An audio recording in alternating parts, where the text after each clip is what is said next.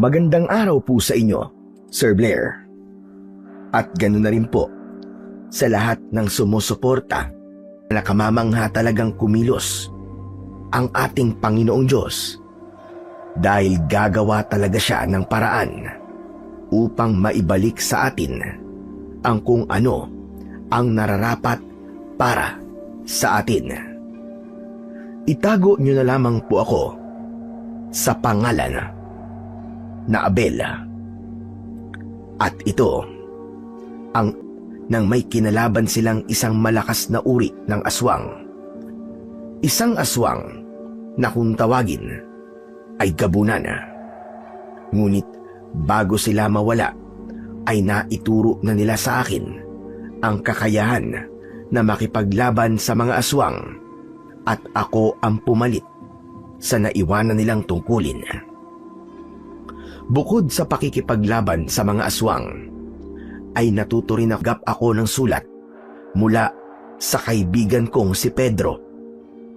Pakiramdam ko ay pinagbagsakan ako ng langit nang nalaman kong namatay na ang aking Lola Vilma. Kaya agad akong bumalik sa aming baryo. Pagkarating ko sa aming baryo, ay naluluha akong naglakad papunta sa aming bahay. Inasahan ko na pagdating ko roon ay nagulat ako nang biglang bumukas ang mga mata ni Lola Vilma. Nahihintakutan akong napaatras. Walang hiya ka. Hindi pa ako patay, si Raulo. Abay buhay ako. Ano kabaog ang pinagsasasabi mo? Teka, paano nangyaring buhay pa kayo? Isita ritong animal ka. Teka, ibig sabihin ho, hindi po kayo totoong patay? May patay bang nakakaupo pa sa tuba-tuba at binubulyawag ka? Hoy, buhay na buhay ako. Bakit ba parang hindi ka masaya na malamang buhay ako? O baka gusto mo na talagang mamatay na ako? Kung ganun, niloko niyo ko ni Ay gusto na palagi akong kasama at nakikita. La, alam niyo naman ho kung bakit ayokong bumalik dito, di ba? Matagal nang nangyari yon. Nakalimutan na yon ng mga tao. Kaya kalimutan mo na rin yon. Hindi po madaling makalimutan ng bagay na yon.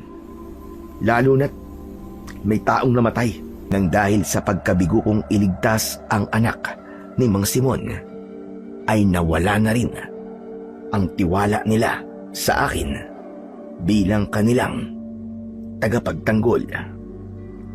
Maya-maya pa ay muli kong tinignan si Lola Vilma. Kailangan ko na pong umalis ngayon. Panluloko niyo sa akin na patay na kayo. Bumalik na naman siya. Yung gabunan na pumatay sa lolo at tatay mo. Ho? Ano pong sabi niyo? Naghahasik na naman ang lagim at kamatayan ang gabunan na yun dito. May ilan na siyang pinatay at siguradong madarang tagampayon sa mga darating na gabi. Kaya mo ba naligtas ka sa syudad habang kami rito ay walang alam kung kami na ang susunod na papatayin ng pesteng gabunan na iyon? Di, sumama na lang po kayo sa akin sa Maynila. Mas ligtas po kayo ron, Lola. Ayoko roon. Mas mapapabilis ang buhay ko sa Maynila dahil puro polusyon.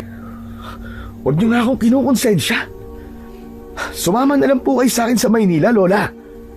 Bakit ba kulit-kulit mo? Sinabi ko na ang ayoko roon. Dito lang ako. Hindi ako aalis dito sa lugar na ito.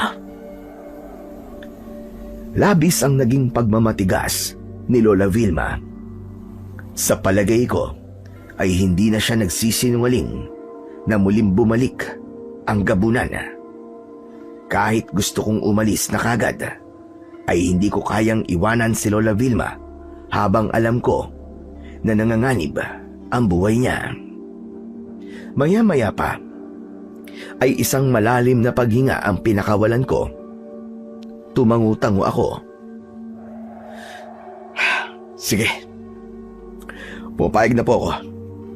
Hindi muna ako aalis. Talaga ba, Abel?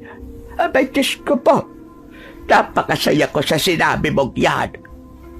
Ibig sabihin, ay lalabanan mo na ang gabunan. Opo, Lola. Wala naman akong magagawa kundi ang subukang patayin siya. Pero may hihingin po akong kapalit sa inyo. Kapag napatay ko na po ang gabunan. O sige, ano pagkapalit ang gusto mo? Sabihin mo sa akin at kung kaya kong ibigay, ay ibibigay ko sa iyo. Kapag napatay ko na po yung gabunan, ay sasama na po kayo sa akin sa Maynila. Doon na tayo maninirahan. Dahil mas ligtas po tayo ron. Wala rong aswang, kaya mabubuhay tayo ron ng tahimik at malayo sa takot. Hindi ba't sinabi ko nang ayoko nga sa syudad? Ayoko! Mag-isip ka na lamang ng ibang kapalit. Nahihigit mo sa akin. Eh di, kung ayaw niyo po sa kondisyon ko, aalis na lang po ako ngayon. Ako na lang ang babalik mag-isa sa Maynila. Bahala na kayo sa buhay niyo rito. Sandali lang. Sige na. Pumapayag na ako sa kondisyon mo. Basta, siguraduhin mo lamang na po na mapapatay mo ang gabunan na yon. Para kapag umalis na tayo rito, ay kampante ako na ligtas na ang mga tao rito sa atin kahit nasa malayo akong lugar. Hindi ko po may papangako sa inyo. Pero gagawin ko po ang lahat ng makakaya ko para mapatay ko ang gabunan na yon. Aminado ko na nabigla ako sa naging desisyon ko na manatili sa aming baryo. Wala yon sa plano ko, lalo na ang muling pakikipaglaban sa aswang. Kahit pakiramdam ko ay wala akong kakayahan na gawin yon, ay kailangan ko pa rin subukan. Naisip ko rin na baka tama nga si Lola Vilma. Baka pagkakataon ko na yon upang muling may mapatunayan sa mga tao sa aming lugar. Pagsapit ng gabi, nagluto si Lola Vilma ng paborito kong ulam na kare-kare. Naging magana ako sa pagkain dahil matagal na akong hindi nakakakain ng luto ng lola ko. Grabe la. Ang sarap pa rin po ng kare-kare nyo. Walang pinagbago ang lasa. Abay malamang. Napakatagal ko nang nagluluto niyan. Kaya hindi na magbabago ang lasa niyan. Kahit nakapikit ako, ay kayang-kaya kong lutuin yan. Saka habang nandito ka, ay kumain ka na kumain.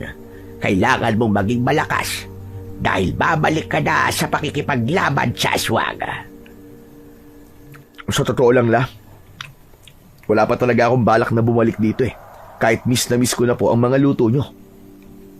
Kaya nga kung hindi ako gumawa ng paraan para bumalik ka rito, malamang ay uuwi ka rito na patay na kaming lahat dahil sa gabunan.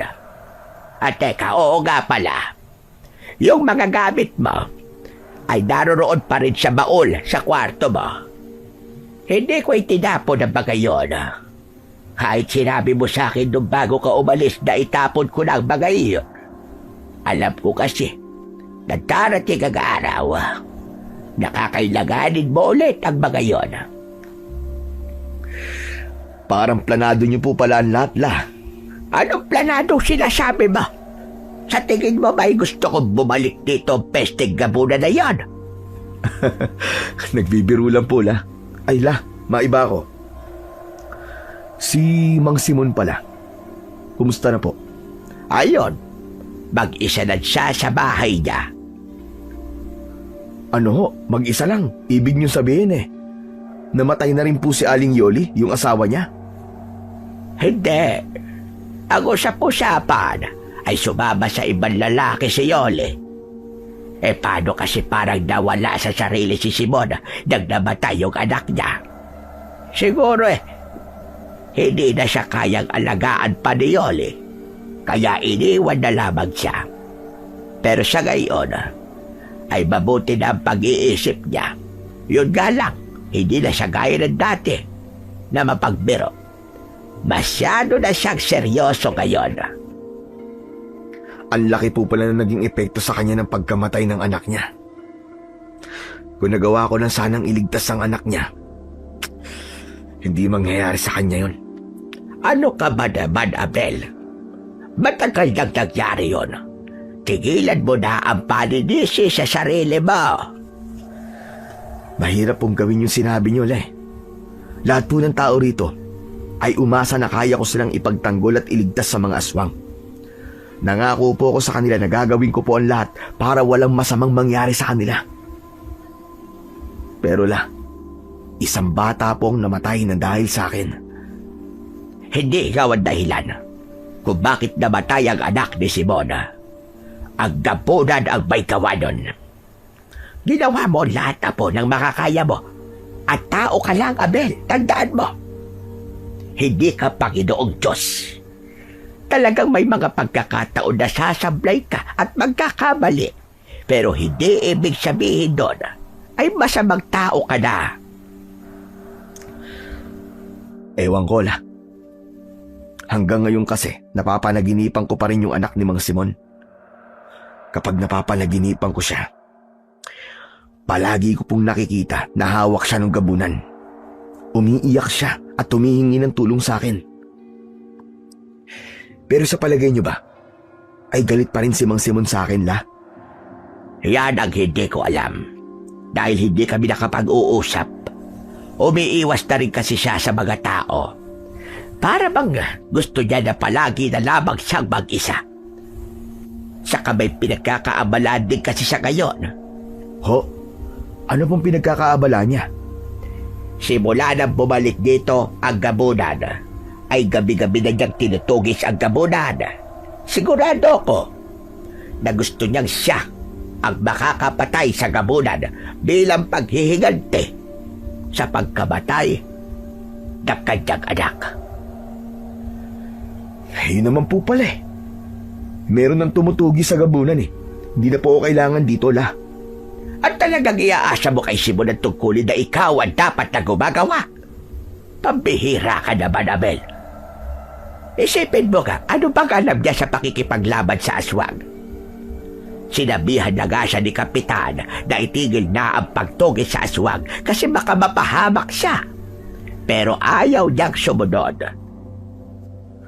Sa bagay, tama po kayo. Malaki talaga ang posibilidad na mapahamak si Mang Simon sa ginagawa niyang yun. Hindi ko rin siya masisisi. Pinatay ng gabunan na yun ang nag-iisa niyang anak. Kaya naisip niya na sa pagbabalik ng gabunan ay pagkakataon na niya para maghiganti. Hindi ba't merong kasabihan na kapag buhay ang inutang, ay buhay din ang kabayaran. Sa gitna ng pag-uusap namin ni Lola Vilma, ay biglang dumating ang kaibigan kong si Pedro. Hindi siya makapaniwala nang nakita niya ako. Gumuhit ang malaking ngiti sa labi niya at nagmamadali siyang lumapit sa akin. Yayakapin sana ako ni Pedro pero sinakal ko siya gamit ang isang kamay. Aray ko naman, pare! Ano bang ginagawa mo sa akin? Bakit mo ako sinasakal? Nagtanong ka pang animal ka? Ikaw ang nagpadala sa akin ng sulat eh. At sinabi mo na patay na si Lola. Ano ka ba, Abel? Tumigil ka nga dyan. Walang kasalanan si Pedro. Ako ang nag-utos sa kanya na gawin yon. Oo, pare. Totoo sinabi ni Lola Vilma. Sinunod ko lang siya. Kahit na. Dapat, nasa akin ang katapatan mo. Kasi ako ang kaibigan mo eh. Pero yun lang kasi naisip para bumalik ka rito, pare. Pare, tama na. Baka mapatay mo na ako, pare. Tama na. Hindi na ako makahinga, pare. Maawa ka naman. Tumigil ka na nga, Abel. Pakawalan mo na si Pedro. Hindi siya dapat mo patayin. Kundi ang gabunan. Nang pakawalan ko na si Pedro, ay dire-diretso siyang umubo. May paghaplos pa siya sa kanyang leeg. Ang OA mo naman. Di naman maigpit yung pagkakasakal ko sa'yo ah. Masakit na yung para sa akin eh. Ano ba pakailan mo? Natawa ko at niyakap ko si Pedro. Malakas kong tinapik ang likod niya. Nakangiti na ako nang kumalas ako sa pagyakap ko sa kanya. Nagbibiro lang ako, ikaw naman. Ang totoo ay na-miss kita kahit paano. Hindi ka galit sa akin, pare? Hindi, ano ka ba? Gusto lang kitang takutin. Nagpaliwanag na sa akin si Lola kanina. Kahit labag sa kalooban ko, ay napapayag niya ako na manatili muna dito hanggang sa mapatay ko yung gabunan. Totoo ba yung sinabi mo, pare? Babalik ka na ulit sa pakikipaglaban sa aswang? Oo. Ano pa bang magagawa ko? Nandito na ako eh. Nalaman ko na ang sitwasyon nyo ngayon dito. At hindi ko kayang umalis nang hindi ako sigurado na ligtas kayong lahat. Ayoko naman lumabas na masama ang ugali ko kapag pinabayaan ko kayo. Ayos! Ang galing talaga na naisip mong plano, Lola. Totoo nga na mapapabalik natin dito si Abel. At napapayag niyo siya sa gusto niyo na labanan niya yung gabunan. Ikaw lang eh. Wala kang tiwala sa kung paano mag-isip ang utak ko. Pero hindi magandang biro yung ginawa niyo ah. Alam niyo bang grabe ang iniyak ko nang nalaman kong patay na kayo? Paano kung may sakit pala ako sa puso at inatake ako? Eh di ako ang totoong namatay. Hayaan mo na. Ang mahalaga ay hindi ka inatake sa puso at nandito ka na. At teka, oo nga pala Pedro. Anong ginagawa mo rito? Hindi ko pa naman nasabi sa'yo na nandito na si Abel. Bakit ka pumunta rito? Napadaan lang po ako. Tapos naamoy ko po yung kare-kare na niluluto ninyo. Makikikain po sana ako. Pambihirang yan oo. Hindi ka pa rin nagbabago ah. Hanggang ngayon, nakikikain ka pa rin dito kapag alam mo masarap ang ulam. Ayos lang yan. At marami naman ang niluto ko. Kesa naman mapanes ay ubusin na lang nating 3. Dumulog na rin si Pedro sa pagkainan. Habang kasabay namin siyang kumakain, ay nagkwentuhan kami sa mga nangyari sa mga nakalipas na taon. Kahit sandali, ay nakalimutan ko na kailangan kong makipaglaban sa aswang dahil sa tawa ko ng tawa sa mga kwento ni Pedro. Ganong buhay ang hindi ko mararanasan sa Maynila. May mga kaibigan naman ako sa syudad, pero iba pa rin ang saya kapag sina Lola Vilma at Pedro ang kasama ko. Bago ako matulog, ay hinila ko mula sa ilalim ng aking papag ang isang baul. Sa pagbukas ko nun, ay tumambad sa akin ang mga gamit ko sa pakikipaglaban sa mga aswang. Meron doong itak at patalim. Naroon din ang agimat na ipinamana sa akin ni Lolo. Yun ang nagbibigay sa akin ng lakas sa pakikipaglaban. Bukod pa roon, ay nagkakaroon din ako ng kakayahan na malaman kung merong aswang na malapit kapag suot ko yun. Napapitlag ako nang biglang pumasok si Lola Vilma sa aking kwarto. Nakakagulat ka naman, Lola. Bakit ba hanggang ngayon ay hindi ka marunong kumatok? Bakit pa ako kakatok? Nakabukas naman ang pinto na kwarto mo. Dinalhan lang kita ng kumot at unan. Maraming salamat po. Aba, binuksan mo na pala yung baul na yan. Bakit? Sisimulan mo na ba ang pagtugis sa gabunan ngayong gabi? Hindi po muna. Bukas ng gabi pa po ako magsisimula. Kailangan ko pa kasing orasyonan tong agimat ko kasi matagal ko na po itong hindi ginamit para mabuhay ang kapangyarihan nito. Oo nga pala. Kailangan mo munang gawin yon. Bigla ko tuloy naalala nung ipinabana yan sa'yo ng lolo mo. Kitang-kita ko sa mukha niya ang laki ng tiwala niya sa'yo at sigurado ko na kung nasaan siya ay hindi siya nagsisisi na sa'yo niya yan pinagkatiwala. Pero hindi po ba dahil sa walang gamit na agimat nun si Lolo ay nagawa silang patayin ng gabunan? Sinabi mo pa. Pero naisip ko rin, baka kahit may agimat sa doon, ay talagang oras na nilang mawala ng tatay mo. Baka naramdaman ng lolo mo na mawawala na siya, kaya ipinagkatiwala niya na sa'yo yan. Pero kung buhay lang po sana sina tatay at lolo, 3 sana kaming lalaban dun sa gabunan. Napakadali siguro naming matatalo yun. Sinabi mo pa, napakalaking kawalan talaga nila sa lugar natin. Pero nandito ka naman na po. Huwag mo ring maliitin ang sarili mong kakayahan. Maraming beses mo nang napatunayan sa aming lahat kung gaano ka kahusay na makipaglaban sa mga aswang. Isa pa nga po yan sa kinakatakot ko eh. Ang tagal ko na pong hindi nakikipaglaban sa aswang. Tapos pagbalik ko, ay ganun kagad ang gagawin ko. Sakala, malamang, iba na ang tingin ng mga tao sa akin ngayon. Kasi ang huling naaalala nila sa akin ay yung anak ni Mang Simon na namatay kasi hindi ako nagtagumpay na iligtas. Kung palagi mong iisipin ang bagay na yan, ay mahihirapan ka talagang patayin ang gabunan.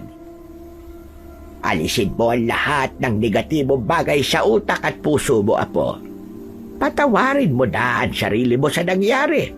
Ang gawin mo, ituon mo ang atensyon mo sa gabunan at kung paano mo siya mapapatay. Marang tinapik ni Lola Vilma ang balikat ko. Saka siyang umiti. Matapos yun, ay lumabas na siya ng kwarto ko. Alam ko na kailangan kong patawarin ang sarili ko para mawala ang bigat na dinadala ko sa aking dibdib. Pero napakadali lang sabihin nun, pero sobrang hirap gawin. Bago ako matulog, ay inorasyonan ko muna ang agimat. Pagkatapos, ay saka ko yun isinabit sa akin leg. Agad kong naramdaman ang pagdaloy ng kapangyarihan ng agimat sa aking buong katawan. Saka ako humiga at natulog dahil bukas ay kailangan kong magsanay kahit sandali lang. Dahil sa pagod pa ako sa naging biyahe ko, ay 7:00 ng umaga ako nagising. Nakahanda na ang almusal at sabay kaming kumain ni Lola Vilma. Oo nga pala, apo. May gusto ka bang ulam babayad tanghalian? Pupunta kasi ako ng palengke pagkatapos natin kumain. Kayo na po ang bahala, La. Lahat naman po ng luto nyo masarap eh. O sige, sabi mo yan ah. Basta kapag may gusto kang kainin ay magsabi ka lamang sa akin. Matagal din kitang hindi na ipagluto. Gusto kong bumawi sa iyo habang magkasama tayo. Salamat po, Lola. Isa po talaga yan sa mga na-miss ko eh. Yung pagluluto nyo po para sa akin. Pagkatapos namin mag-almusal, ay umalis na si Lola Vilma para pumunta ng palengke. Ako naman ay naghasa ng itak sa harapan ng aming bahay. May mga taong nakakita sa akin at karamihan sa kanila ay nagulat. Marahil ay hindi sila makapaniwala na bumalik na ako. Nang masiguro kong matalim na ulit ang aking itak, ay sa likod ng bahay naman ako pumunta. Doon ako nagsimulang magsanay sa pakikipaglaban gamit ang itak. Kailangan ko kasing sariwain sa utak ko ang mga galaw ko sa pag-atake at pagdepensa dahil wala akong ideya kung kailan ko makakaharap ang gabunan. Sa gitna ng aking pagsasanay, ay napahinto ako nang may naramdaman akong mga matang nanonood sa akin. Lumingon ako sa aking likuran at napatda ako nang nakita ko si Mang Simon. Matiim siyang nakatingin sa akin. Walang ekspresyon ang kanyang muka, pero ramdam ko ang galit na meron siya para sa akin. Mang Simon, kayo po pala. Kumusta na po kayo? Totoo nga ang balita na nakarating sa akin. Nakabalik ka na nga. Opo. Si Lola po kasi. Nagpanggap pong patay. Kaya bumalik po ako rito sa atin. Tapos nalaman ko po na bumalik na naman pala yung gabunan. Nakiusap po sa akin si Lola na tugisin at patayin ko yung gabunan. Ako ang dapat na pumatay sa limaw na yun. Pinatay niya ang anak ko. Kaya dapat lang na ako ang kumuha sa buhay niya. Pero mas may kaalaman po kasi ako sa pagtugis sa mga aswang. Hayaan niyo pong ako ang gumawa ng bagay na yun. Baka po kasi mapahama kayo. Wala na akong pakialam kung may masamang mangyari sa akin. Kahit nagkamatayan ay hindi ko kinatatakutan. Wala na rin namang mawawala sa akin. Patay na ang anak ko at iniwan na ako ng aking asawa. At bakit kung makapagsalita ka, ay parang sigurado ka na magagawa mong patayin ang gabunan? Sigurado ka bang kaya mo kaming protektahan? Hindi mo nga nagawang iligtas ang anak ko noon? Mang Simon, muli po akong humihingi ng tawad sa inyo. Patawarin niyo na po ako kung hindi ko nailigtas ang anak niyo noon. Pero Mang Simon, ginawa ko po ang lahat. Kaya lang, sadyang walang puso ang gabunan. Kaya kahit isang batang walang kamalay-malay ay pinaslang niya. Kung ginawa mo ang lahat, Abel, para iligtas ang anak ko, sana'y buhay pa siya hanggang ngayon. Nakita kita ng gabing yun. Naroon ako. Naramdaman ko na natatakot ka at nagkaroon ka ng pag-aalinlangan. Kaya huwag mong sabihin sa akin na ginawa mo ang lahat dahil isa yung malaking kasinungalingan. Hindi ko po ginustong mamatay ang anak niyo. Patawarin niyo po ako, Mang Simon. Hindi mo nga ginusto. Pero nangako ka sa aming lahat na poprotektahan mo kami at hindi mo yun nagawa. Sana hindi ka nalang bumalik dito. Dahil sigurado ko na marami na namang aasa sa'yo. Pero sa uli, ay bibiguin mo rin naman. Nangilid ang luha ko sa sinabing yun ni Mang Simon. Parang mga patalim na sumaksak sa dibdib ko ang mga salitang binitiwan niya. Napatulala na lang ako at hindi ko na nagawang makapagsalita. Hindi ko na rin namalayan na umalis na siya. Nawalan na ako ng ganang magsanay dahil bigla kong nakaramdam ng panghihina. Mas lalong tumindi ang paninisi ko sa sarili ko sa pagkamatay ng anak ni Mang Simon. Kinagabihan, pagkatapos naming kumain ni Lola Vilma, ay pumasok muna ako sa aking kwarto. Umupo ako sa gilid ng papag at tumingin ako sa kawalan. Hanggang sa oras na yon, ay umaalingaw-ngaw pa rin sa loob ng utak ko ang mga sinabi sa akin ni Mang Simon.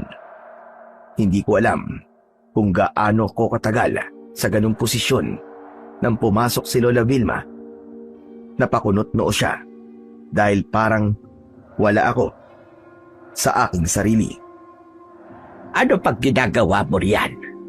Bakit nakatulala ka pa? Hindi ba'y sisimulan mo na ngayong gabi ang pagtugis sa aswang? Kumilos ka na at maghanda ka na, apo.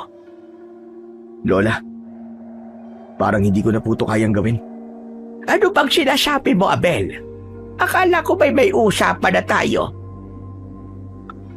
Pumunta po kasi kanina dito si Mang Simon at kinausap niya ako.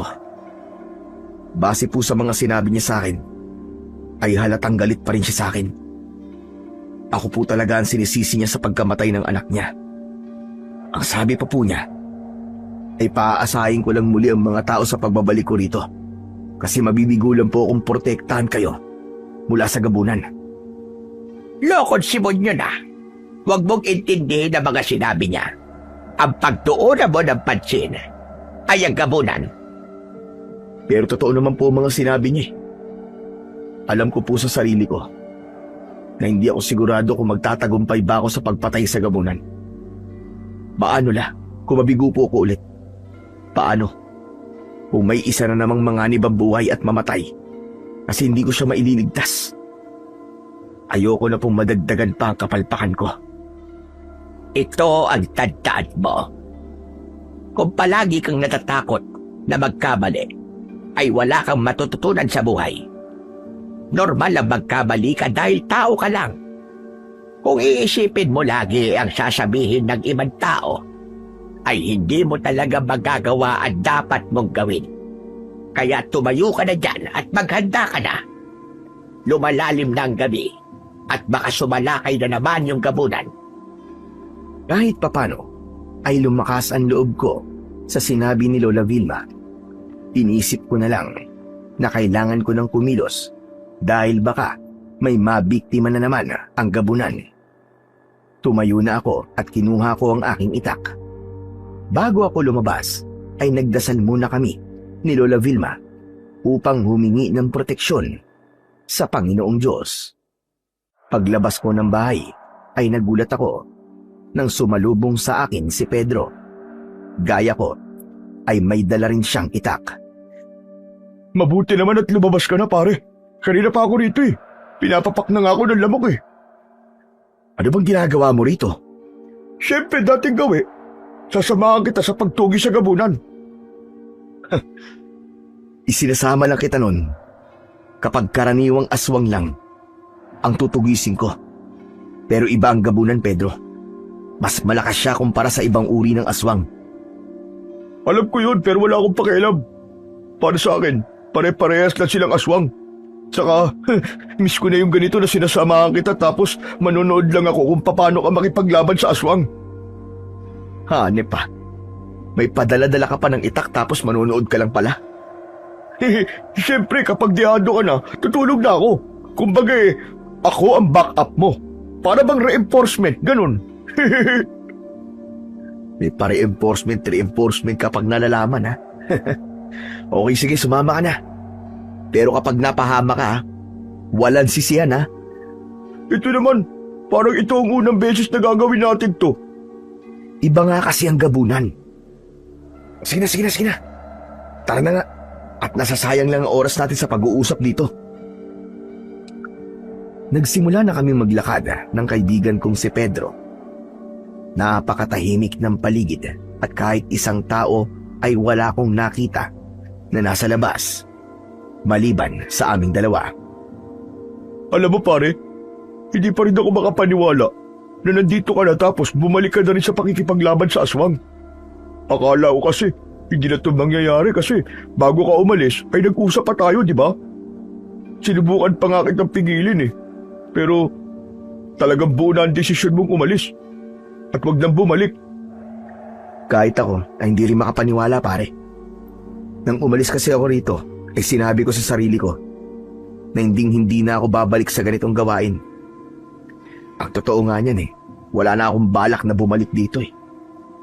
Papupuntahin ko na lang sana si Lola Vilma sa Maynila para doon na kami tumira habang buhay. Grabe ka, at sama mo naman. Talagang iiwan mo ako rito? Kaya mong hindi ako makita habang buhay? Aba, ang drama mo naman. Pwede ka naman magbakasyon sa Maynila. ay, sa bagay. Pwede nga sinabi mong yun. Teka, bakit ka nga pala nakumbinsin ni Lola Vilma na manatili mo na rito? Ang sarili ko nagkumbinsi sa akin, pare. Naisip ko kasi na hindi ko pa rin pala kayang tiisin ang baryo natin. Sigurado ako na kung aalis ako rito at alam kong may namemerwisyong gabunan dito, ay hindi yung kakayanin ng konsensya ko. Baka nga hindi na ako makatulog sa gabi sa sobrang pag-iisip eh. Pero alam mo ba, na tinutugis din ni Mang Simon yung gabunan? Malamang sa mga oras ito, ay nasa labas din yun, kagaya natin. Nasabi na nga yun ni Lola sa akin. Nagkausap na rin kami ni Mang Simon at sinabi ko sa kanya na hayaan na lang niya kung ako ang pumatay sa gabunan. Pero ayaw niya. Ang gusto niya ay siya mismo ang papatay sa gabunan bilang paghihiganti. Sa bagay, hindi rin natin masisisi si Mang Simon. Anak niya yung pinatay eh. Kaya sigurado ako, ganun din ang gagawin ko. Pero kung ikaw si Mang Simon, magagalit ka rin ba sa akin kasi hindi ko nagawang iligtas ang anak mo? Ako rin ba ang sisisihin mo? Ewan ko. Hindi ko alam pare. Hindi pa naman ako nagkakaroon ng anak eh. Bakit? Galit pa rin ba si Mang Simon sa'yo hanggang ngayon? Oo eh. Pero parang mas tumindi pa ang galit niya sa akin nang nalaman niyang nandito ako. Wala na siyang tiwala sa akin pare at sa kakayahan ko. Pero naiintindihan ko naman siya. Huwag ka mag-alala, pare Gabel. Malay mo naman. Kapag napatay mo yung gabunan, ay mawala na rin ang galit ni Mang Simon sa'yo. Kasi pinatay mo na yung pumatay sa anak niya. Sana nga pare. Yan naman talaga ang gusto kong mangyari. Nagpatuloy kami ni Pedro sa pagbabantay sa baryo. Pagsapit ng madaling araw, ay nagdesisyon na akong itigil muna ang aming ginagawa. Hinatid ko si Pedro sa bahay nila para makasiguro ko na ligtas siyang makakauwi. Pagdating ko naman sa aming bahay, ay gising pa rin si Lola Vilma. Huminto siya sa pagbabasa ng pocketbook nang dumating ako. Mabuti naman at ligtas kang nakauwi, apo. Bakit gising pa po kayo la? Madaling araw na po ah. Sa palagay mo ba ay magagawa kong makatulog habang nasa labas ka at tinutugis mo ang gabunan? Saka hindi ka pa masanay. Hindi ba't talagang hindi ako natutulog kapag may tinutugis kang aswang? Kahit na po la, matanda na po kayo ngayon eh. Baka mamaya magkasakit pa kayo niyan kasi palagi kayo napupuyat. Kaya nga patayin mo na kagad ang gabunan para hindi ko na kailangan mapuyat sa paghihintay na makauwi ka. O ano, kumusta pa lang lakad mo? Nagkahanap na ba kayo ng gabunan? Hindi po. Kahit tong agimat ko ay hindi po siya naramdaman. Baka po alam niya na nandito ako kaya nag-aabang siya ng magandang tiyempo para umatake. Sigurado ko na hindi magtatagal ay muling aatake ang hayop na yon. Hindi siya pwedeng magtago ng matagal dahil hayok siya sa laman at dugo ng tao. Tama po kayo, Lola Vilma. Pero mamayang umaga na po natin ituloy itong kwentuhan natin. Matulog na po tayo at inaantok na po ako. O sige, magpahinga ka na at alam kong pagod ka. Pagkatapos namin mag-usap ni Lola, ay dumiretso na ako sa kwarto ko. Itinabi ko na ang itak sa baul at saka ko humiga. Kahit inaantok na ako, ay hindi kagad ako nakatulog dahil sa dami ng tumatakbo sa isip ko. Hindi pa rin kasi ako sigurado kung kaya ko bang patayin ang gabunan at kung ang kamatayan ng halimaw na yon ang magiging daan upang tuluyan na akong mapatawad ni Mang Simon. Tanghali na nang magising ako. Paglabas ko ng kwarto, ay may nakahain ng pagkain sa lamesa. Inaya na ako ni Lola na kumain. Agad akong dumulog sa pagkainan dahil ang totoo ay labis na ang gutom na nararamdaman ko. Habang kumakain ay humahangos na dumating si Pedro. Mukhang naamoy mong masarap na naman ang ulam namin kaya nandito ka. Ang galing mo talaga. Sige na, kumuha ka na ng pinggan mo at saluhan mo na kami. Oo nga, mukhang masarap nga yung adobong manok nyo ah. Pero tol, hindi ako pumunta rito para makikain ah. May kailangan ka malaman. Ano yun? May natagpo ang patay sa bukana ng gubat, isang babae. At halatang ang gabunan ang pumatay sa kanya. Ano? Paano nangyari yun? Pumunta tayo sa bukana ng gubat kagabi ah. Wala naman tayong nakitang bangkay doon. Hindi ko nga rin alam eh. At sabi ng mga tao, pinasok ng gabunan ang bahay ng babae noong madaling araw at dinala siya sa bukana ng gubat. Malamang doon siya pinatay ng gabunan, pare. Nagpasama ako kay Pedro para makita ang bangkay ng biktima ng gabunan. Sumama rin sa amin si Lola Vilma. Habang mabilis kaming naglalakad, ay naisip ko na pinatay ng gabunan yung babae nung umuwi na kami ni Pedro. Doon ko napagtanto na pinanonood kami ng gabunan nang wala kaming kaalam-alam at saka siya umatake nang matapos na ang aming pagbabantay. Nang malapit na kami sa bukana ng gubat, ay nakita namin ang nagkukumpulang mga tao. Hinawi ni Pedro ang mga tao at nang nakalapit na kami, hanggang sa tumambad sa akin ang kalunos-lunos na itsura ng bangkay ng babae. Sa unang tingin ay nasabi ko na grabing hirap ang kanyang naranasan bago siya binawian ng buhay. Napansin ko ang tingin ng mga tao sa akin Pakiramdam ko ay sinisisi nila ako sa nangyari.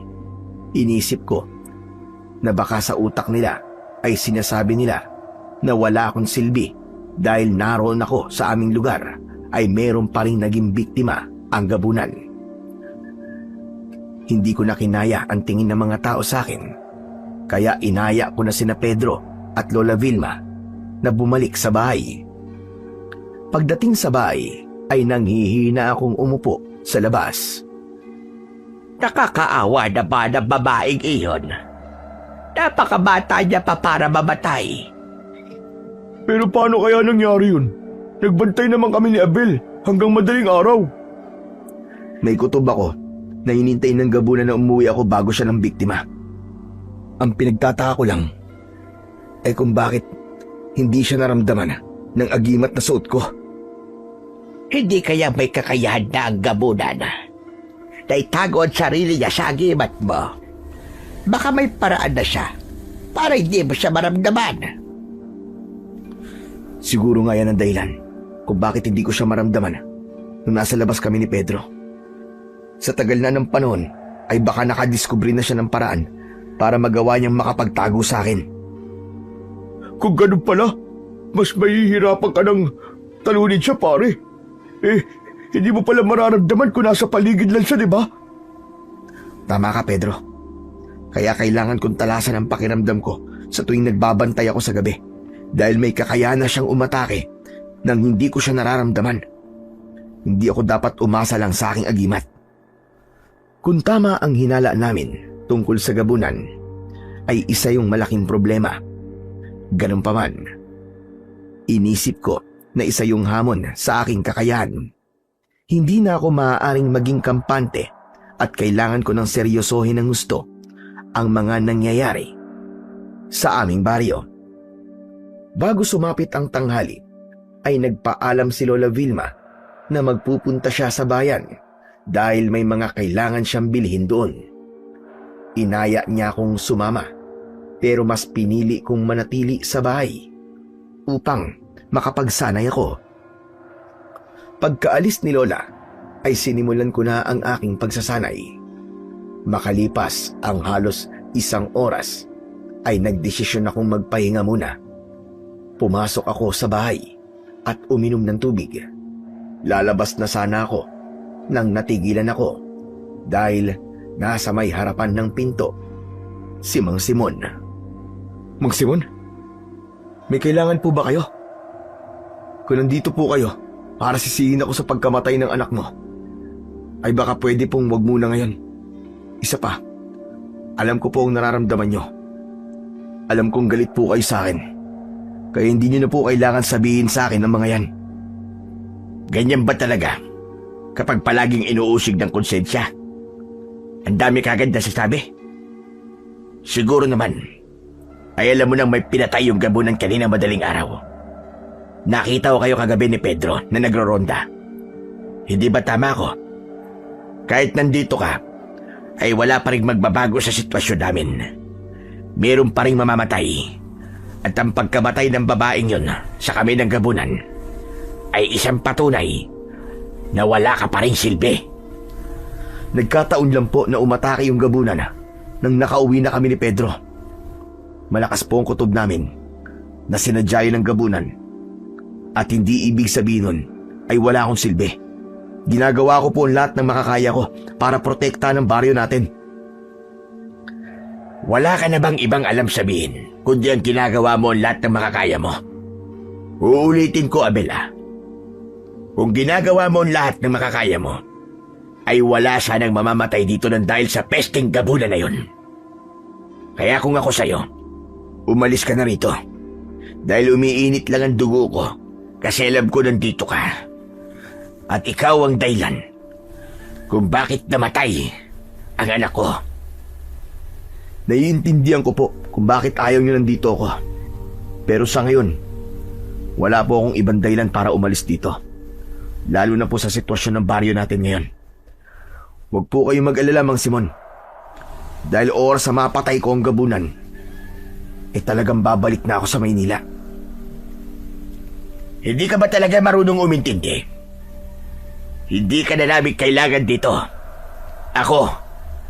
Ako ang dapat na pumatay sa gabunan.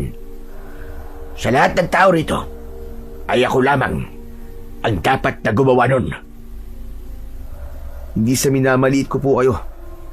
Pero kumpara sa ating dalawa, ay ako mas may kakayahan na pumatay sa gabunan. Huwag niyo na pong hintayin na may masama pang mangyari sa inyo bago kayo tumigil sa pagtugis sa gabunan. Wala kang ideya sa kayang gawin ng isang tatay na namatayan ng anak. Mang Simon, may sasabihin pa po ba kayo? Kung wala na, ay baka pwede pong umalis na po kayo. Magsasalay pa po kasi ako sa pakikipaglaban sa aswang. Tumiim ang bagang ni Mang Simon. Ramdam ko na marami pa siyang gustong sabihin sa akin, pero mas pinili na lang niya na tumalikod at maglakad palayo. Nang nawala na si Mang Simon sa aking paningin, ay huminga ako ng malalim. Ang totoo ay pinilit ko lang maging matapang habang kausap ko siya kanina. Naisip ko kasi na kailangan kong ipakita sa kanya na hindi ako naapektuhan sa mga paninisi niya sa akin, dahil alam ko na hindi makakatulong sa akin ang mga sinasabi ni Mang Simon para talunin ko ang aswang. Kinalma ko muna ang aking sarili bago ko ipinagpatuloy ang aking pagsasanay. Makalipas ang 1 oras, ay dumating na si Lola Vilma.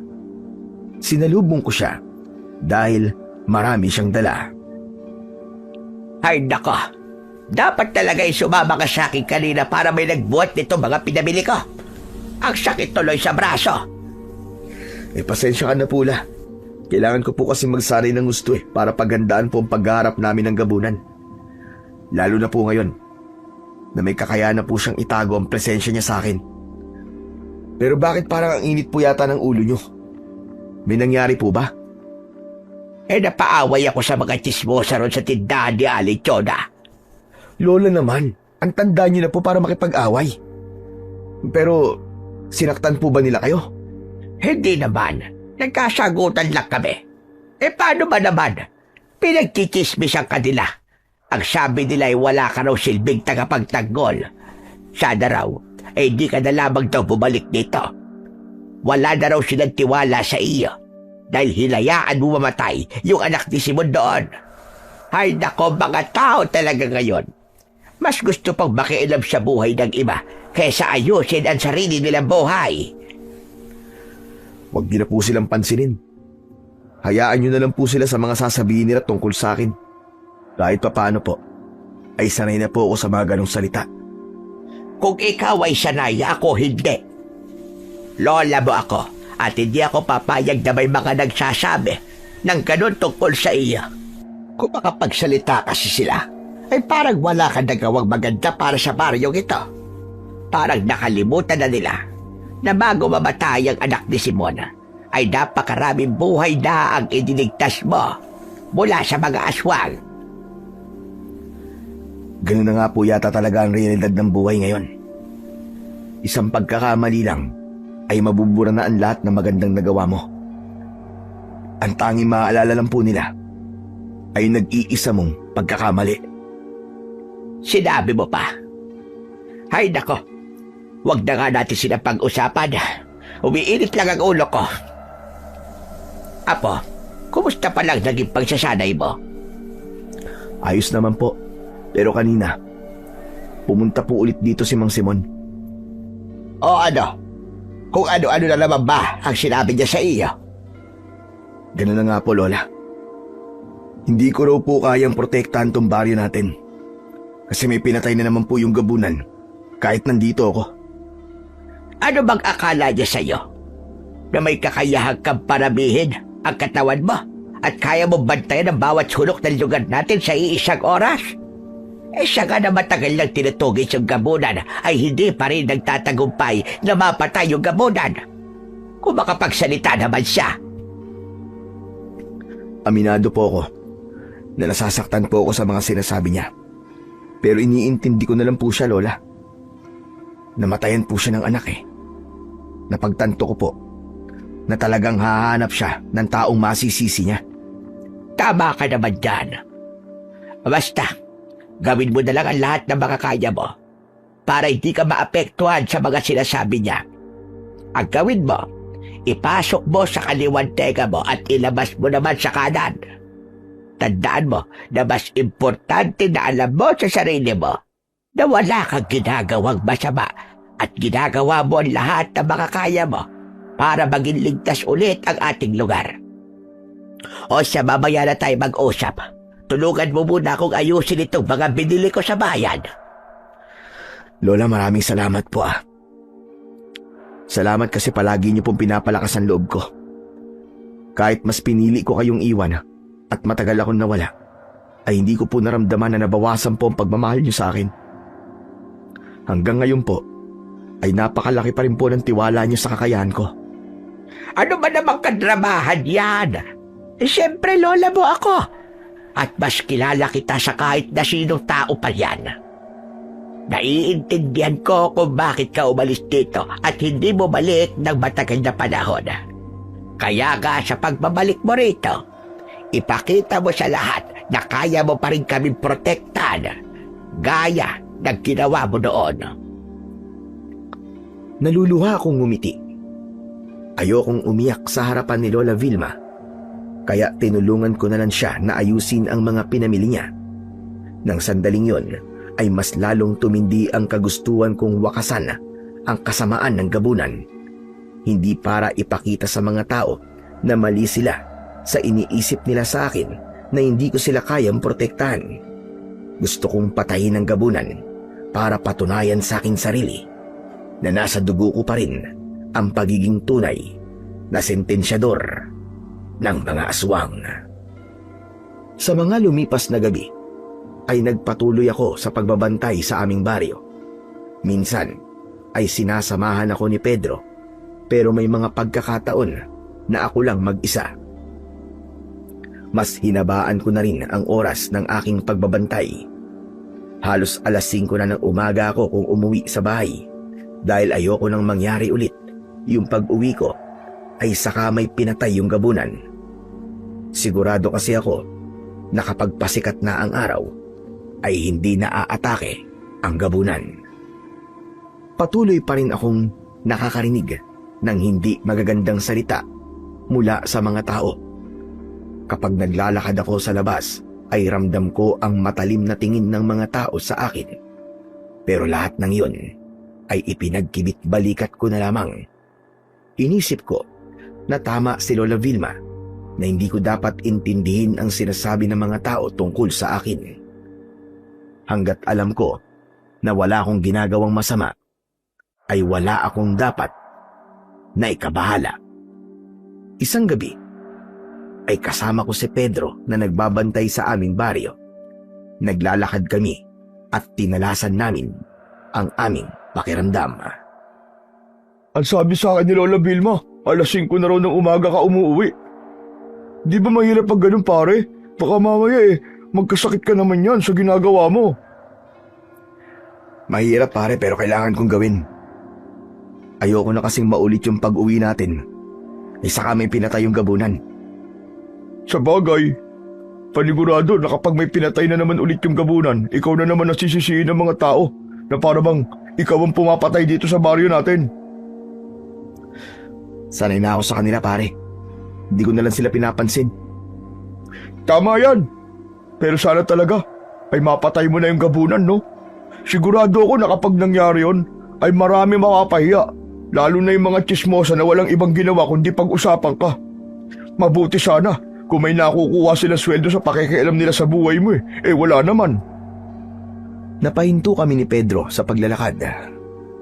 At nagkatinginan kami nang mula sa kung saan ay may narinig kaming malakas na sigaw ng isang lalaki. Malakas ang kutob ko na nagmumulayon sa may bukana ng gubat. Agad akong tumakbo papunta roon habang nakasunod si Pedro. Malayo pa lang kami sa bukana ng gubat ay nakita ko na si Mang Simon na nakikipagpambunok sa gabunan. Kahit hindi yun ang unang beses na makakita ko ng isang gabunan ay hindi ko pa rin naiwasang kilabutan. Kulay itim ang buong katawan ng gabunan. Malaki ang kanyang katawan. Ang buhok niya ay puti at mahaba. Matutulis ang kanyang kuko at ang mga mata niya ay walang ibang kulay kundi puti lamang. Naramdaman ng gabunan ang aking presensya at lumingon siya sa akin. Isang nakakatakot na pag-angil ang pinakawalan niya na parabang ang gusto niya ay masindak ako sa kanya. Patuloy ako sa pagtakbo pero sa hindi maipaliwanag na dahilan ay nilubayan ng gabunan si Mang Simon at tumakbo yun papunta sa gubat. Nakita kong duguan si Mang Simon kaya imbis na habulin ng gabunan ay tinulungan ko muna siya. Hahawakan ko sana si Mang Simon pero tinabig niya ang kamay ko. Bakas sa mukha niya ang paghihirap at labis na sakit. Mang Simon, kailangan niyo pong magamot. Ayoko. Kailangan ko sundan ang hayop na gabunan na yun. Pagkakataon ko na to. Para patayin siya. Pero Mang Simon, hindi niyo po yun magagawa sa lagay niyong yan. Ang dami niyo pong dugo at sugat. Wala akong pakialam. Lubayan mo ko, Abel. Paghakbang ni Mang Simon ay napansin ko na mas lalo siyang nanghina hanggang sa tuluyan na siyang nawalan ng malay at bago siya bumagsak sa lupa ay mabilis ko siyang sinalo. Grabe, ang bigat mo pala, Mang Simon.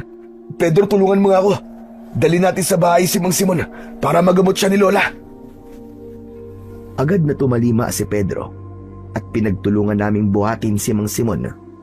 Labis ang pag-aalala ko para sa kanya dahil para mawalan siya ng malay tao ay talagang matindi ang sugat na kanyang natamo. Pagkarating namin sa bahay ay nagulat si Lola Vilma nang nakita niya ang itsura ni Mang Simon. Mahabagin langit. Anong nangyari kay Simon? Wala po kami ginawa sa kanya. Yung gabunan po may gawa nito sa kanya, Lola. Marami po siyang sugat at kailangan natin siyang gamutin. Iiga mo na siya dyan. At kukunin ko lamang ang gamit ko sa paggagamot. Sandali lang. Maayos naming inihiga ni Pedro si Mang Simon. Nang sandaling yon ay alam ko na magagamit ko na naman ang kaalaman ko pagdating sa panggagamot. Hindi nagtagal ay sinimulan na namin ni Lola Vilma ang paglilinis sa mga sugat ni Mang Simon. Nagpasalamat ako na wala siyang malay upang hindi niya maramdaman ang sakit. Nilinis muna namin ang mga sugat niya at dugo na halos bumalot sa kanyang buong katawan. Matapos yun ay saka namin nilagyan ng gamot ang mga sugat niya at binalutan ang mga yon ng malinis na tela. Nang natapos na kami ni Lola, ay hinayaan lang namin si Mang Simon na makatulog. Yan na nga ba sinasabi ko?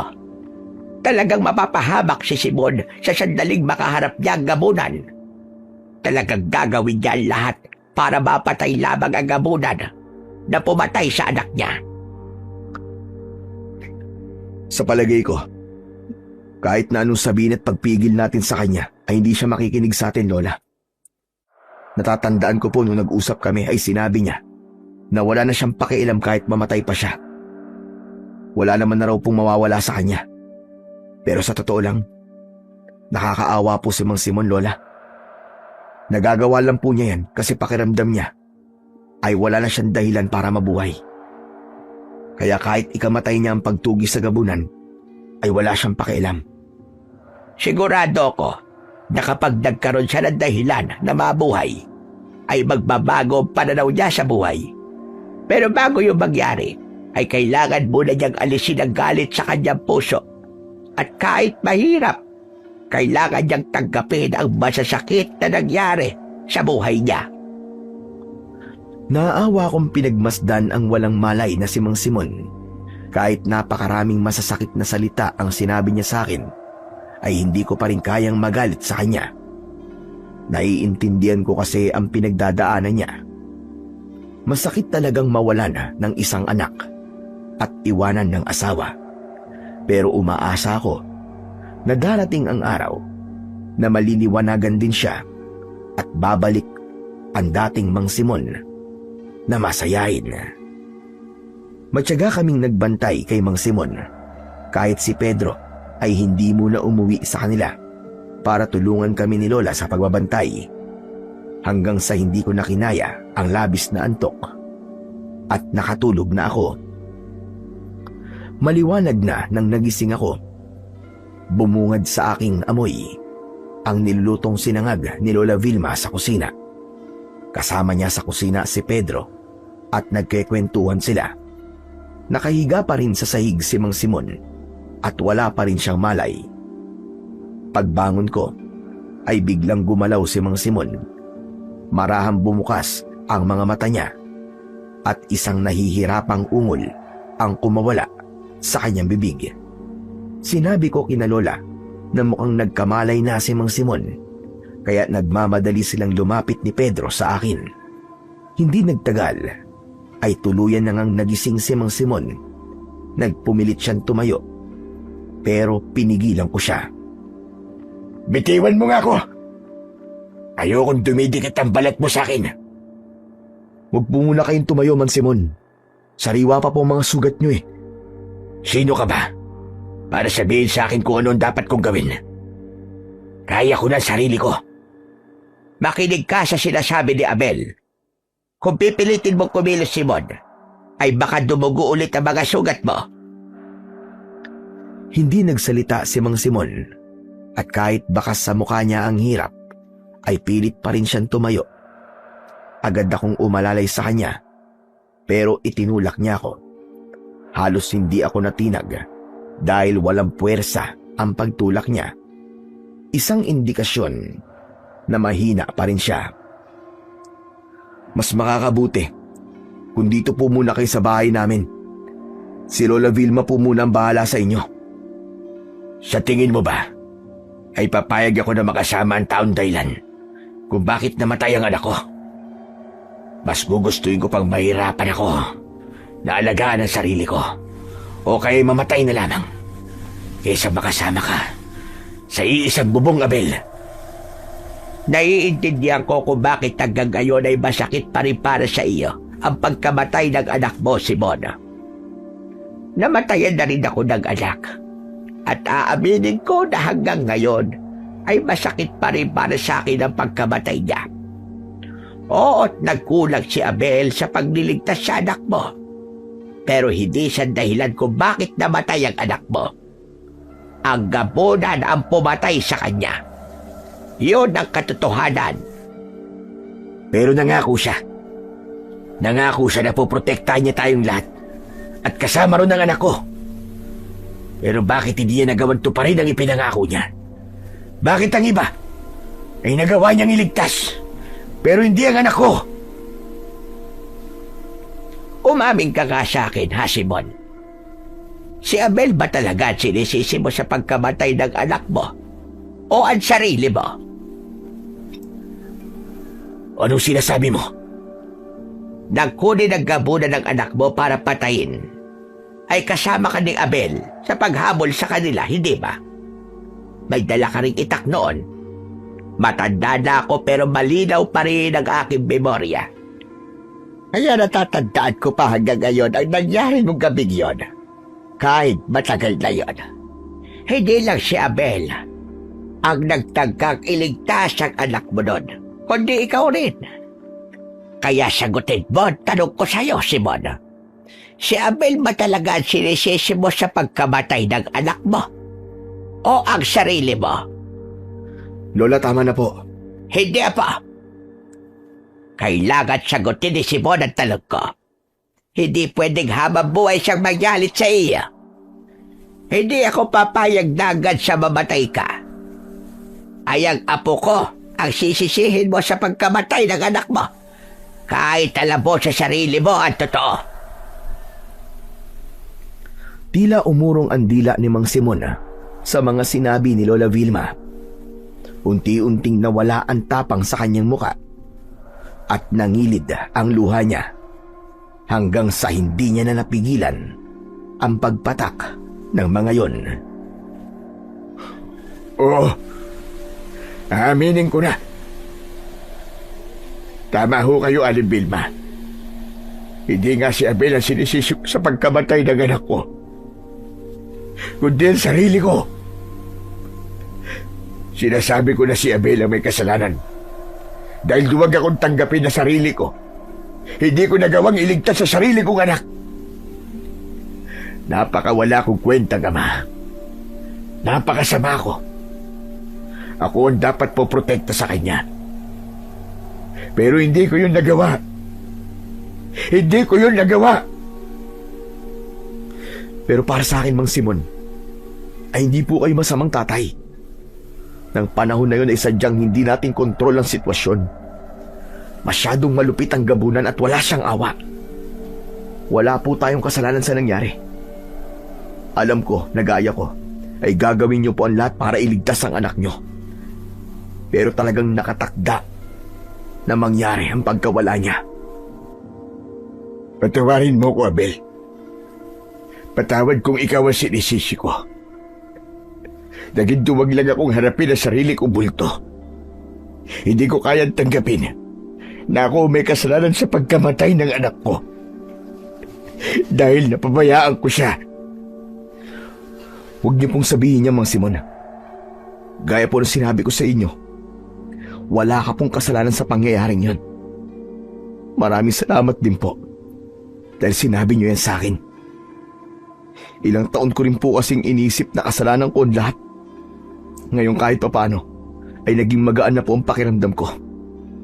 Huwag po kayong mag-alala dahil gagawin ko po ang lahat ng makakaya ko para maibigay lamang ang katarungan na nararapat para sa anak nyo at sa lahat ng naging biktima ng gabunan na yon.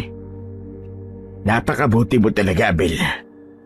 Ang akala ko ay magagalit ka sa akin matapos ng pag-amin ko. Wala pong rason para magalit ako sa inyo, Mang Simon. Masakit po talaga ang mawalan ng mahal sa buhay. Kaya hindi po tayo nakakapag-isip ng maayos, lalo na nasa estado po tayo ng pagluluksa. Pero maganda po na malinaw na po sa inyo ang lahat at unti-unti nyo pong alisin sa puso nyo ang paninisi nyo sa inyong sarili. Wala po kayong kasalanan, Mang Simon. Maraming salamat. At salamat din sa iyo, Aling Vilma. Kung hindi mo sinabi yun, ay hindi ko magagawang aminin sa inyo ang lahat. Walang anuman. Alam kong mabuti kang tao at binago ka lamang ng masakit mong pinagdaanan. Pero sana, sa pagkakataon na ito, ay makikinig ka na sa amin.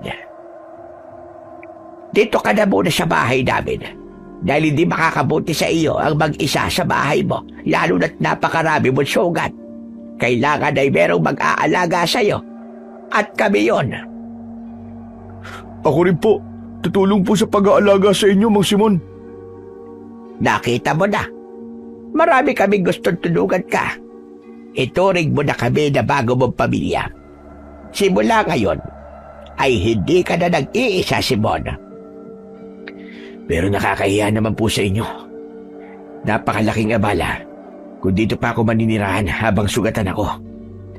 Pamilya ka na namin at normal sa isang pamilya ang nagtutunugan. Kaya hindi mo kailangang mahiya sa amin. Maraming salamat talaga, Aling Vilma.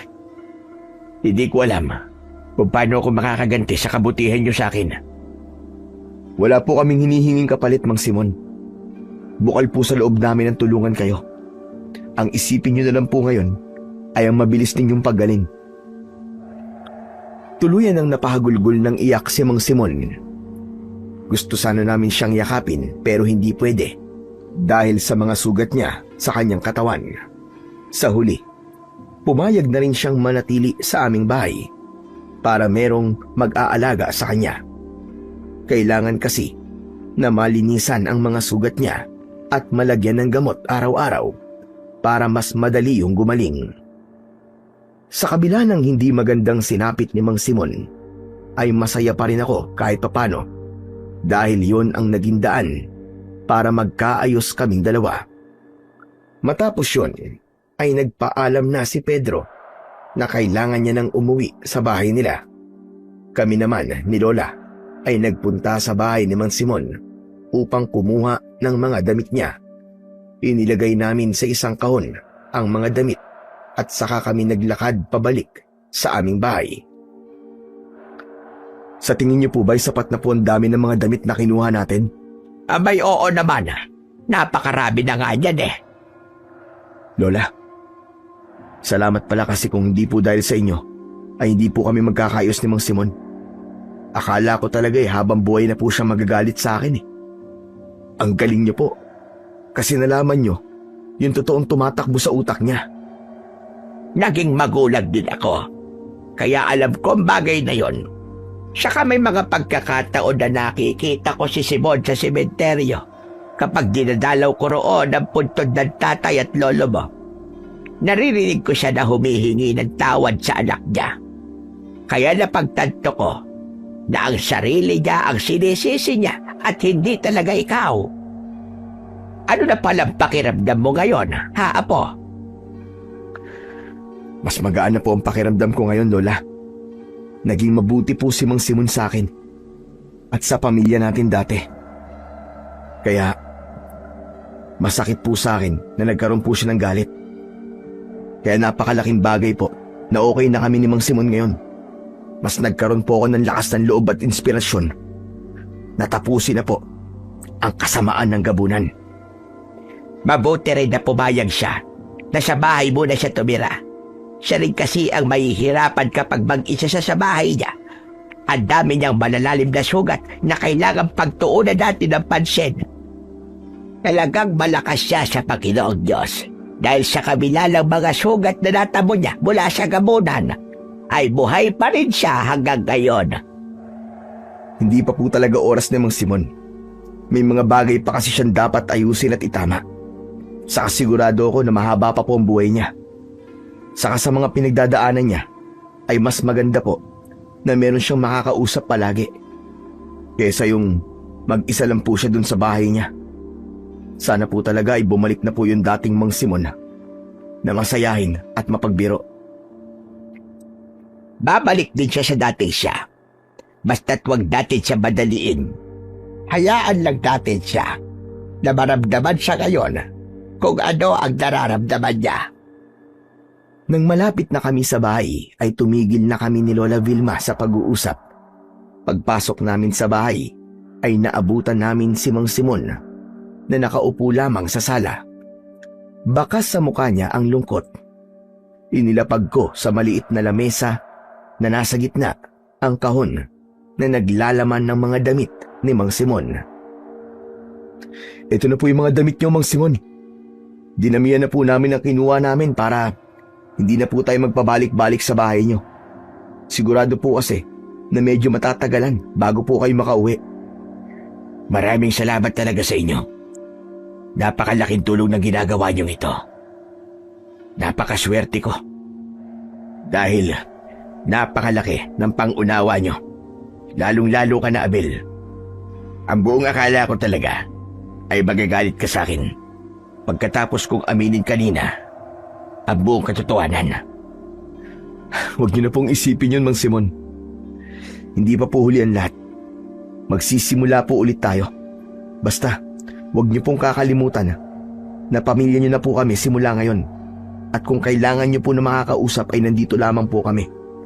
Pwede niyo pong sabihin sa amin ni Lola at ni Pedro ang lahat. Huwag po kayo mahihiya sa amin. Saka meron din sana akong ipakikiusap sa iyo, Simon.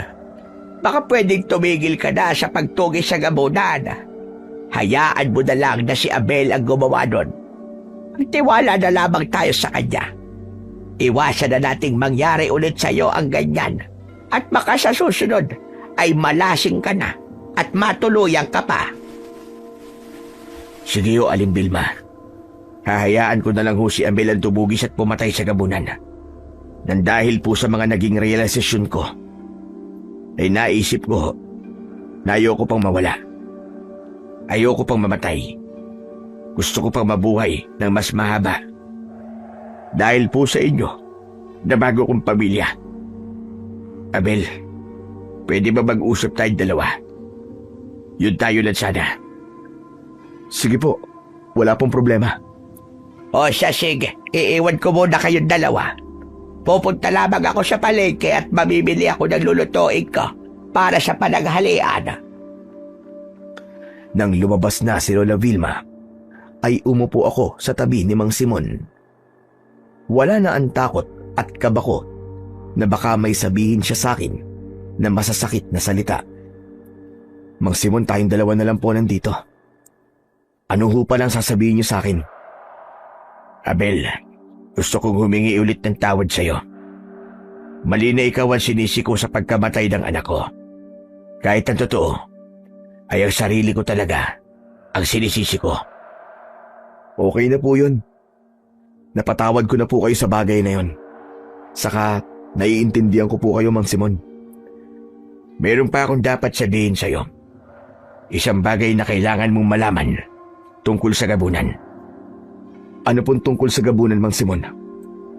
Tutal, ipinagkakatiwala ko na sa iyong pagpatay sa kanya. Ay ipapaalam ko na rin sa iyo ang nalalaman ko. Siguro naman, ay alam mo, na simula na nagbalik ang gabunan dito, ay nagsimula na akong tugisin siya. Hindi lang ako sa gabi lumalabas para hanapin siya. May mga pagkakataon din na hinahanap ko siya kahit maliwanag. At may isang pagkakataon na sinundan ko ang bakas niya. Alam ko kung saan nagtatago ang gabunan tuwing may araw pa. Saan po, Mang Simon? Sa gitnang gubat. Doon siya nagtatago. At tuwing gabi siya lumalabas para pumatay at kumain ng tao. Alam niyo po ba kung saan eksakto sa gubat? Kung saan nagtatago ang gabunan? Doon sa kuwebang makikita mo pagkalagpas mo ng punong balete. Nalaman ko yun nung sinundan ko ang gabunan isang madaling araw. Ang totoo niyan ay pumasok ako sa kuwebang yun ng isang beses. At sinakto ko na umaga dahil akala ko ay mapapatay ko ang gabunan sa ganung paraan. Ano po nangyari nang pumasok po kayo sa kuweba? Hindi ko na kayang ipaliwanag ang eksaktong dahilan kung paano yun nangyari sa akin. Pero sa tingin ko, ay ginagamitan ng gabunan ng itim na kapangyarihan ang kung sino man pumapasok sa kuwebang pinagtataguan niya. Nang pumasok kasi ako ron, ay pinaglaruan ng gusto ang isip ko. Ipinakita sa akin ang aking asawa habang may kasamang ibang lalaki at pinagtatawanan nila ako. Pati ang anak ko ay nakita ko rin at galit na galit siya sa akin dahil pinabayaan ko raw siya. Mabuti na lang at nagawa ko pa makalabas ng kuwebang yun ng buhay. Sa tingin ko po, ay isang ilusyon ang nakita nyo. Kaya hindi po totoo ang mga bagay na nakita nyo ron. Marahil ay yun ang proteksyon ng gabunan sa kanyang lungga tuwing may araw pa. Yan nga rin ang iniisip ko, Abel. Kung ganun, mahina pala ang gabunan kapag mayroong araw. At ganung oras ko dapat siya puntahan sa kanyang pinagtataguan. Hindi siya maglalagay ng proteksyon sa kuweba kung sa lahat ng oras ay malakas siya. Ibig mo ba sabihin ay papasok ka sa kuwebang yun at doon mo papatayin ng gabunan, Abel? Opo, Mang Simon. Yun ang tanging paraan para mapatay ko siya. Kung sa gabi ko siya haharapin, ay pansin kong mas malakas siya. Kaya talagang mahihirapan ako sa kanya. Sa totoo lang, nagdadalawang isip ako na sabihin ng impormasyon na ito dahil baka ikapahamak mo kapag pumasok ka sa kuwebang yun. Pero alam ko rin na mahalagang malaman mo to upang mas makapag-isip ka ng paraan kung paano mo mapapatay ng mas madali yung gabunan. Basta kapag nasa loob ka na ng kuweba, ay lakasan mo ang loob mo. Huwag kang maniniwala sa mga makikita mo dahil nung ako naroon, pakiramdam ko ay mawawala akong muli sa aking katinuan. Huwag po kayong mag-alala, Mang Simon. Dahil sa sinabi niyo sa akin kung ano ang mangyayari sa akin sa sandaling pumasok ako sa kuwebang yun, ay makakapaghanda po ako. Napakalaking tulong po na sinabi niyo sa akin, Mang Simon. Maraming salamat po. Wala ganuman, Abel. Isang malaking karangalan para sa akin na matulungan ka sa iyong misyon. Isa ako sa magdadasal sa tagumpay mo dahil alam kong kapag napatay mo ang gabunan, ay hindi lang makukuha ng anak ko katarungan na nararapat para sa kanya, kundi pati na rin ang kapayapaan dito sa ating baryo. Tinapik ko sa balikat si Mang Simon at ngumiti ako sa kanya. Nang sandaling yon ay naramdaman ko ang pagnanais niyang makatulong sa dapat kong gawin at ang pagsasabi niya kung saan naglulungga ang gabunan ay isang napakalaking tulong upang mas madali kong mapatay ang aming kalaban. Bago sumapit ang tanghali ay dumating na si Lola Vilma mula sa palengke. Kasama niya si Pedro na siyang may dala ng mga pinamili niya. Agad kong sinabi sa kanila ang impormasyon na sinabi sa akin ni Mang Simon. Naging detalyado ang pagkikwento ko sa kanila upang mas madali nilang maunawaan ang lahat. Kung ganun, umaga ka magpupunta sa kuwebang yun, pare. Ganun na nga, Pedro. Yung kasi ang oras na mas mahina ang gabunan at kailangan ko yung samantalahin. Kailan mo pala planong pumunta roon? Bukas po ng umaga, Lola Vilma. Ayoko na po kasing magsayang pa ng oras. Gusto ko na pong patayin ng gabunan para bumalik na po sa normal ang buhay ng lahat dito. Mag-iingat ka lamang, Apo. At huwag mong kakalimutan na magdasal palagi sa ating Panginoong Diyos. Sigurado ako na hindi ka niya pamamayaan dahil nasa panig ka ng kabutihan. Nang sandaling yon ay naramdaman ko na matatapos na ang paggasik ng lagim ng gabunan sa aming lugar. Ganun pa man, may kaba pa rin ako dahil alam ko na maaaring may mangyaring hindi ko inaasahan. Kaya kailangan ko ring maging handa sa mga posibleng mangyari sa sandaling pumasok ako sa kuweba kung saan nagtatago ang gabunan. Kinabukasan ng umaga ay kasama kong nagtungo sa gubat si Mang Simon. Kasama rin namin si Pedro at Lola Vilma. Ayoko sanang isama si Lola pero naging mapilit siya at wala na akong nagawa. Makalipas ang halos 1 oras na paglalakad ay nasa harapan na kami ng bukana ng kuweba kung saan daw naglulungga ang gabunan. Bago ako pumasok sa kuweba, ay isinabit ni Lola Vilma ang kanyang rosaryo sa aking leeg. Isang malalim na paghinga ang aking pinakawalan bago ako pumasok sa kuweba. May dala akong flashlight dahil madilim sa loob. Nakasabit naman sa bewang ko ang itak. Nakabibingi ang katahimikan sa loob ng kuweba. Pakiramdam ko ay may mga matang nakasunod sa bawat galaw ko. Hindi nagtagal ay naging mabigat ang hangin at tila nahirapan akong huminga. Mabilis kong hinugot ang itak mula sa kaluban nang may narinig akong kaluskos sa aking unahan. Natigilan ako nang nakita ko ang anak ni Mang Simon na si Junjun. Umiiyak siya habang may galit sa kanyang mga mata. Bumalik sa alaala ko ang gabing pinatay siya ng gabunan at mas bumigat ang aking nararamdaman. Junjun? Ikaw may kasalanan kung bakit ako namatay. Pinabayaan mo ako. Wala kang kwentang tagapagtanggol. Hinayaan mo lang akong mamatay. Wala kang kwenta. Hindi totoo yan. Ginawa ko lahat para iligtas ka, Junjun. Patawarin mo ako. Sinungaling ka. Mapapatawad lang kita kung papatayin mo ang sarili mo. Napatingin ako sa itak na hawak ko. Nanginig ang aking mga kamay. May boses akong naririnig na paulit-ulit na nagsasabing kitling ko na ang sarili kong buhay. Doon ko bigla naalala ang sinabi sa akin ni Mang Simon na kapag pumasok ako sa kuwebang yon ay baka masira ang aking katinuan. Tumayo ako ng matatag at diretso kong tinignan si Junjun. Hindi ka totoo. Isa ka lang ilusyon. Hindi mo ko malilinlang. Wala kang konsensya. Bakit hindi ka nalang mamatay? Pinabayaan mo ko. Wala kang kwenta. Mamatay ka na. Mamatay ka na sana.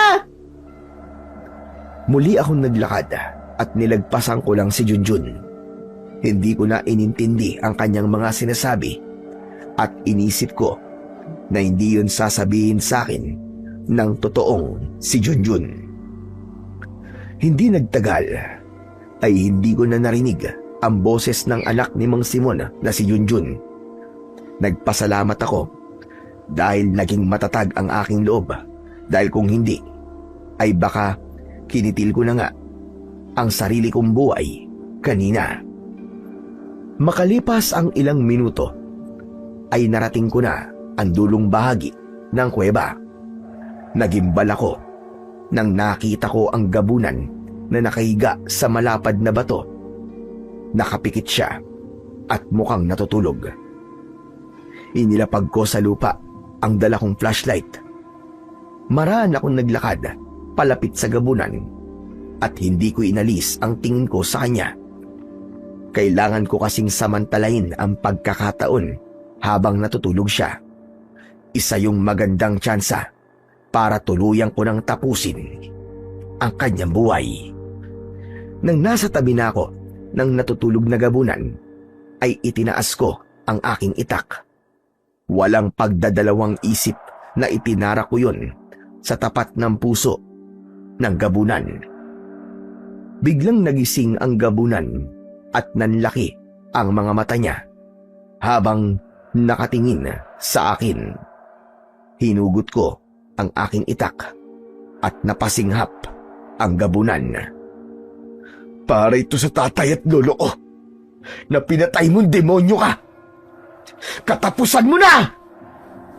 Muli kong itinarak ang itak sa puso ng gabunan. Doon ko napatunayan na hindi siya malakas kapag umaga dahil hindi man lang niya nagawang makalaban. Hinugot ko ulit ang aking itak. At ito naman, para to kay Junjun at sa iba pang pinatay mo nang walang awa. Napalingon ako sa likod nang may narinig akong yabag ng paa. Nakita ko si Mang Simon na papalapit sa akin. Nang nasa tabi ko na siya, ay puno ng puot na tinignan niya ang naghihingalong gabunan. Sa wakas, nakita ko rin ang mukha mo habang naghihirap ka at unti-unti binabawian ng buhay. Nararapat lamang sa iyan sa dami ng buhay na kinuha mo at isa na roon ng buhay ng aking nag-iisang anak. Sige na, Abel. Patayin mo na ang halimaw na yan. Naniniwala po ako, Mang Simon, na kayo po ang mas dapat na pumatay sa kanya. Anong ibig mo sabihin, Abel? Heto po. Kunin niyo po ang itak ko. Kayo po ang sumintensya sa buhay ng gabunan na to. Hindi makapaniwala si Mang Simon nang iabot ko sa kanya ang itak. Napansin ko ang panginginig ng kanyang mga kamay. Pero nang muli siyang tumingin sa naghihingalong gabunan, ay walang pagdadalawang isip na ginilitan niya yon sa leeg. Hindi pa siya nakontento at paulit-ulit pa niyang pinagsasasaksak sa dibdib ang gabunan, direkta sa puso nito. Habang ginagawa yon ni Mang Simon, ay humahagulgul siya ng iyak. Naluwa ako dahil naramdaman ko ang sakit na dinadala ni Mang Simon sa pagkamatay ng kanyang pinakamamahal na anak. Maya-maya pa ay nanghihinang napaupo si Mang Simon. Dinaluhan ko siya at mahigpit na niyakap. Tapos na po, Mang Simon. Naipagiganti niyo na po ang anak niyo. Sigurado po ako kung nasan man siya ngayon ay napakasaya niya. At sana, ito na rin po ang simula ng pagpapatawad niyo sa inyong sarili. Hinayaan ko lang na umiyak si Mang Simon. nang mailabas niya ang lahat ng kanyang dinadala sa kanyang dibdib. Nang kumalma na siya at nasiguro naming patay na nga ang gabunan, ay magkasama kaming lumabas ng kuweba. Sa labas ay sinalubong kami ni na Lola Vilma at Pedro. Anong nangyari? Napatay niyo na ba ang gabunan? Opo, Lola. Sa awa ng Diyos, wala na pong gabunan. Malaya na po tayong lahat sa kasamaan niya. Diyos ko! Maraming salamat po. Maraming salamat. At salamat din sa iyo, apo ko. Hindi talaga ako nagkamali sa pagtitiwala ko sa iyo. Napakagaling mo, apo. Ipinagmamalaki kita. Naiiyak na niyakap ako ni Lola Vilma. Naramdaman ko ang pagtapik ni Mang Simon sa likod ko. At kahit wala siyang sinabi, ay naramdaman ko ang abot langit na pasasalamat niya sa akin ng oras na yon. Nang malaman ng mga tao sa baryo na napatay ko ang gabunan, ay labis ang pasasalamat nila sa akin. Ang mga dating masasamang salita tungkol sa akin ay napalitan ng papuri at paghingi ng tawad. Nagdesisyon akong manatili sa baryo namin upang hindi na kami magkalayo ni Lola Vilma. Nagtrabaho ako sa bayan para nakakauwi pa rin ako sa amin araw-araw. Nakita ko rin si Mang Simon na unti-unting nakakausad. Kahit papano ay bumalik ang pagiging masiyahin niya at alam kong may kapayapaan na sa puso niya dahil nagkaroon na ng katarungan ang pagkamatay ng anak niya. Sa mga nangyari ay napagtanto ko na hindi nasusukat ang pagkatao natin sa iisang pagkakamali lang. Ang pagkakamali ay parte ng buhay at hindi ito ang kabuuan ng kung sino tayo. Mas mahalaga kung paano natin haharapin ang resulta nito at kung paano natin itatama ang nagawa natin. Ngayon, mas malinaw na sa akin na ang tunay na pagbabago ay nagsisimula sa pagtanggap ng pagkukulang at sa patuloy na paggawa ng tama. Hanggang dito na lamang po ang aking kwento.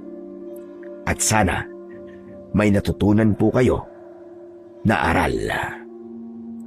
Sa kwentong ating napakinggan ay pinapatotohanan lamang na ang paninisi sa iba ay maaaring magbigay ng panandaliang ginhawa. Ngunit hindi nito tunay na pinapagaling ang sugat na dala ng sakit at pagkawala.